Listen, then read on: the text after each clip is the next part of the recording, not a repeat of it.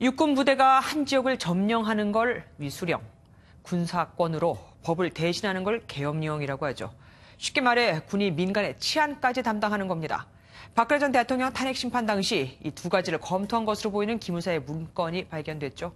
물론 탄핵 심판 뒤 불만 세력이 충돌할 것에 대비는 할 수 있지만 이걸 국방부가 아니라 방첩 활동을 하는 기무사가 했다는 게 이해할 수 없는 부분입니다.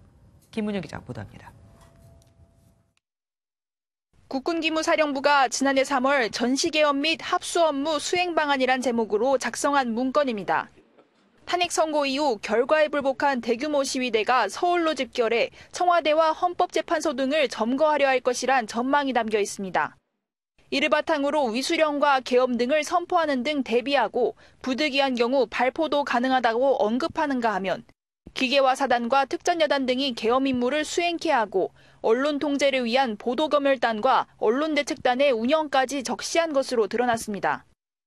기무사는 더 이상 본인의 임무를 수행하기 어려운 지경에 빠져 있다고 생각합니다. 철저한 진상규명으로 명명백백 진위를 밝히고 해체 법원과는 전면 개혁에 나서야 할 것입니다.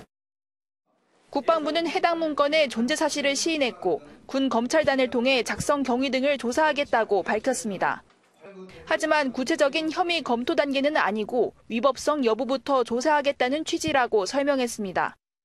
대통령령에 따라 계엄령의 주무부처는 합참인데 기무사가 이를 검토한 데 대해 월권이란 평가도 나오는 상황입니다.